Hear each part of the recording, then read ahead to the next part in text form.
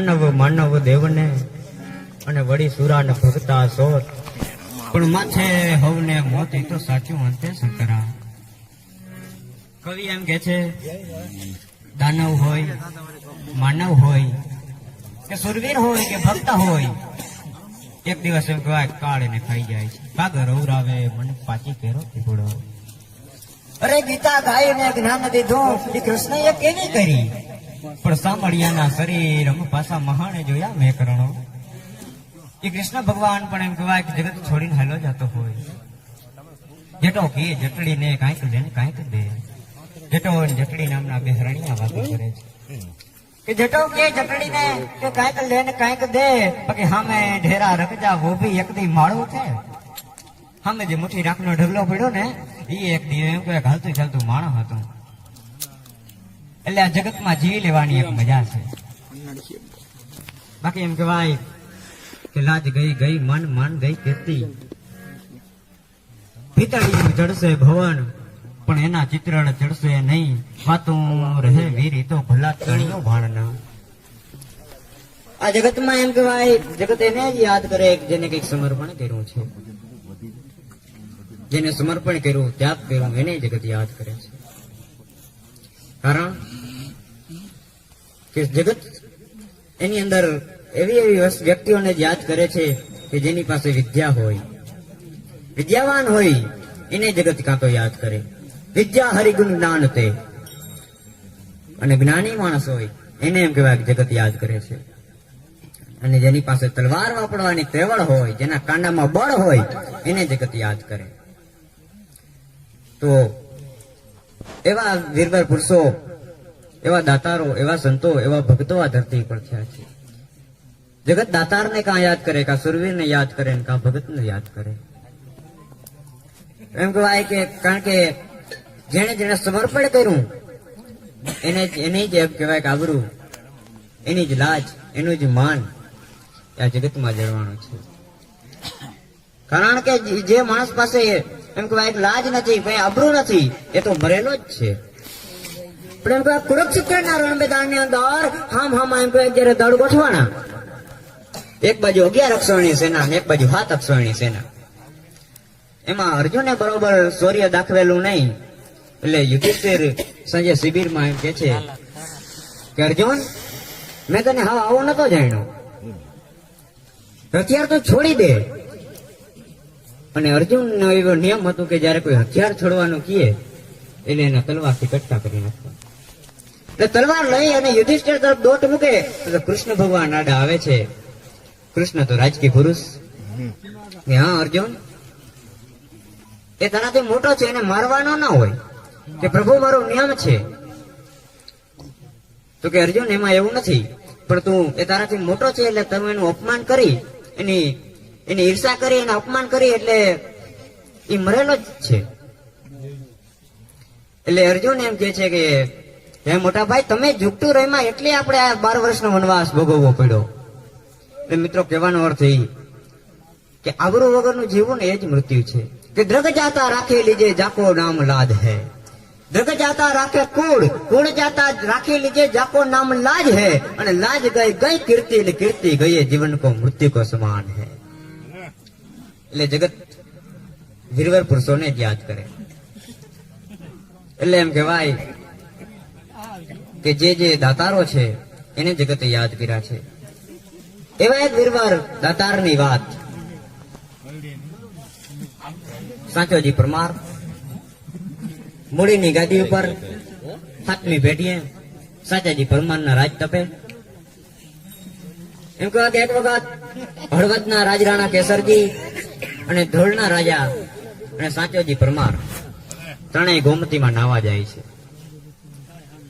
બે મોટા રાજાઓ હળવદના રાજા અને એમ કહેવાય ધોળના રાજરાણાએ બે કઈક નિયમ લીધા. અને સાચાજી પરમારે પણ એવું નિયમ લીધેલું કે મારે આંગણે જે કોઈ આવશે મારા રાજમાં જે કોઈ આવશે એને મોઢે માંગ્યું હું આપી પાસે જે હશે તે. પણ સમય જતા એમ કહેવાય કે બે મોટા સ્ટેટના રાજાઓના વ્રત તૂટી ગયા. બેયના વ્રત તૂટી ગયા અને સાચાજી પરમારનું નિયમ હજી તૂટતું નથી. એટલે બે રાજાઓને એમ કહેવાય ઈર્ષા થઈ કે આ તો આપણાથી નાનું સ્ટેજ છે, નાનું રાજ્ય છે, એટલે એને વ્રત તોડાવવા માટે થઈ અને એક ચારણને તૈયાર કરે છે. તમે જઈ અને મૂડી દરબાર સાચાજી પરમારનું વ્રત તોડાવો. ચારણ સાચાજીની ડેલી આવે છે, દરબારમાં બિરદાવડી ઉપાડે છે. રાજપૂતાએ ધર્મની વાત કરી કે ધરા શીશ સો ધરે મરે પણ ટેકન મૂકે ભાગે સોની લરી સુદબત કદીને ચૂકે નિરાધાર કો દેખ દિયે યાધાર યાપ બલ કવિ સમજ ભેદ પિંગલ કહે યહી ધર્મ હૈ રજપૂત કો. આ બાજુ એમ કહેવાય સાચાજી પરમારને મોજના તોરા મીઠા છૂટવા ભાઈ. કહ તૂટે કણિયા કણી પછી અંગની ઉંડળિયા ઈ હામની હામે મોજે તાહલી માણવ દીધો તત કહ તૂટે કણિયા કણી પછી અંગની ઉંડળિયા. એમ કહેવાય કે એવો દાતાર પુરુષ દીમાં તંતન વખત મોજના તોરા છૂટે છે, કોઈ લેનાર છે, કોઈ લેનાર. એમાં એમ કહેવાય ચારણ માગે છે, હે હાચા પરમાર, જો તું બોલો હો, તું રાજપૂત હો, તો મારે કઈક માગવું છે. તો કે માગી લે કવિરાજ. સાચોજી પરમાર માથું માગો તો માથું દઈ દે. તો કે ના કવિરા, કે નારાજન માથું તો નથી જોતું. તો અને ચારણ એમ કહે છે કે યશવયા પે કઈક અધિપતિ એને દે છે ગજ કઈક દાતાર, પણ હવે હાવ જ દે મુહાવ બાલ એ તો પાર કરાય પરમાર. અશ્વય આપે કઈક અધિપતિ, દે ગજ કઈક દાતાર. કઈક રાજાઓએ એમ કઈક અશ્વના દાન કર્યા હશે, કઈક રાજાઓએ ઘોડાના દાન કર્યા હશે, હાથીના દાન કર્યા હશે, પણ હાવ જ દેમું હાવ ભલ મન પાર કરા પરમાર. એ હાચા પરમાર, મારે તો બાપ જીવ તો હાવ જ જોઈ દાનમાં. એમ કહે કે રાજાઓએ ચારણને કીધેલું જીવ તો હવા જ માગજે, એટલે આપી નહીં શકે. જીવ તો હવા જ કેમ દેવો ભાઈ? પણ એમ કહેવાય ચતો સભા સ્તબ્ધ થઈ ગયો. સાચાજી પરમારની આબરૂનું શું? દાતાર પુરુષ હતો, પણ સાચાજીની એમ કહેવાય મનની રેખા નથી બદલતી. એને જ દાતાર કહેવાય ભાઈ. બાકી તો નાના કવિરાજ હવે કઈક બીજું માગી લ્યો, એ દાતારીમાં ના હોય. એના માટે તો ખુમારી જોઈએ. પણ ચારણ તો એક જ વાત કે દે તો મને સાવજ દે. ક્રોડ પસા કઈક કવિ અંદર ને લાખો પસા લખવા. તે કઈ તો કવિઓને કરોડ પસાના દાન દીધા હશે, લાખો વાર્તે લાખ રૂપિયાના દાન દીધા હશે. ક્રોડ પસા કવિ અંદર ને લાખ પસા લખવાર, પણ હાવ જ દેમું હાવ ભલ મને પાર કરા પરમાર. પણ હાચા પરમાર મારે તો બાપ હાવ જ જોઈ છે. દોઢા રંગ તને દઉં સોઢા બુદ્ધિ સાર, મોઢે ઉજળે દે મને હાવ ભલ પરમાર. એ હવથી ભલા રાજા, બાપ તારા ઉજળું મોઢું રાખીને મને હાવજ નું દાન દે. પણ સાચોજી પરમાર કહે છે કવિરાજ કોઈ વાંધો નહીં, કાલે એમ કહેવાય કે માંડવરાય ધણી વ્રજદેવ તમને હાવજ નું દાન દેશે. પણ આ બાજુ એમ કહેવાય કે સાચાજી પરમારના ચારણો છે એ પ્રાર્થના કરે છે, હે કાળિયા ઠાકર, બાપ અમારા રાજાની લાજ રાખજે હો. પાંચાળી ચીર ભૂરિયા વિઠ્ઠલ તે વણપાર, પાંચાળી ચીર ભૂરિયા વિઠ્ઠલ તે વણપાર. હવે હરમ રેખ હાચા તણી જગદીશણ જગતાર. હે પ્રભુ, હવે અમારા રાજનની આબરૂ જાળવજો હો, એની હરમ રાખજો બાપ. અને આ બાજુ સાચો પરમાર શું કરે છે? સાચોજી પરમાર એમ કહેવાય રાત્રે માંડવરાય ધણીના ડેરાની અંદર આવી આરાધના ઉપાડે છે. હે વ્રજદેવ, હે માંડવરાય ધણી બાપ, આજથી સુધી તો તે મારી આબરૂનું જતન કર્યું છે, મારી આબરૂનું નીલામ નથી થવા દીધું, પણ આજે હવે તું મારી આબરૂને જાળવજે હો. કાલે મારે હાવજ આપવો છે, આજ સુધી મેં તને પૂજ્યો છે, અને મારે જીવ તો હાવજ દેવો છે એ રીતે. પણ તાતો એમ કહેવાય માંડવરાયના ડુંગરમાંથી ધણરાટી છૂટી. હે હાચા પરમાર, એમાં મારા પાસે શું કામ આવ્યો? હે કે એમાં મારા પાસે શું આવ્યો? તારા માંડવરાયના ડુંગરમાં તો ઘણા હાવજ રખડે છે, એમાંથી એકાદાને કાને ઝાલીને દઈ દે. બીજે દિવસે એમ કહેવાય સૂરજનારાયણ કઈણું કાઢી, ભલે યુગા ભાણ ભણ તુહારા લઉં હમણાં, પણ તારી મરણ જીયણરી લગમાન. તું મારી રાખે છે કસબર આવ્યું, ઉગો તું હળોડ તને ઉગાની આળહ નહીં. એવા સૂરજનારાયણે કિરણું કાઢી અને એમ કહેવાય સાચોજી પરમાર પોતાના રાજપુરુષો સામંતો અને ચારણને લઈને એમ કહેવાય કે માંડવરાયને ડુંગરામાં આવે છે. પણ તા તો જાડીમાંથી એમ કહેવાય કે ડલ્લા મથો ને દો હથો એને મોઢે જબરી મૂછા, પણ પોણા 2 હાથની પૂછા, એવો વકરલ વનનો રાજા, એવો હાવજ એમ કહેવાય ડણક દઈને બહાર આવ્યો, જાડીમાંથી કૂદીને બહાર આવ્યો. અને એમ કહેવાય કે સાચાજી પરમારે પાસે જઈ કાંડે ઝાલી અને કવિરાજને કીધું કે લો કવિરાજ આ તમારું દાન. અને એમ કહેવાય કે તા તો કવિરાજને ખબર નહોતી કે આ મને આપી શક્યો, અને કવિરાજ ભાગ્યો એમ કહેવાય.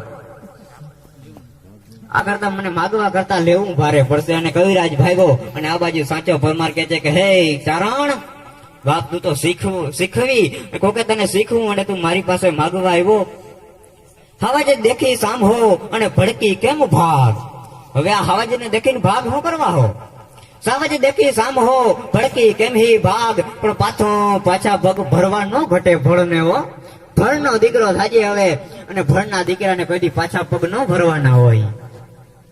અને ચારણ જાય છે, પણ ચારણની ચતુરાઈ એમ કહેવાય કે ત્યારે કામ વાપરે છે કે ચારણ ચતુર ગણાય, ચારણ ધર્મને ચૂકે, ચીજ સહાય મરે પણ ટેક ન મૂકે. ચતુરાઈ ચારણ એમ કહેવાય વાપરે છે. અને ચારણ છે એ સાચાજી પરમાર ને કે છે કે હે સાચા પરમાર બાપ, તારું દાન તો મને પૂગી ગયું. હવે સાચે સિંહ સમીપ્યો કેહર ઝાલીને કાન. કેહરીને એમ કહેવાય કાને ઝાલીને આપ્યો કે સાચે સિંહ સમીપ્યો કેહર ઝાલીને કાન. હવે એને રમતો મેલી દે રાણ, મને પૂગ્યો પરમારા ધણીઓ. હે હાચા પરમાર, હવે બાપ મને પૂગી ગયું તારું દાન.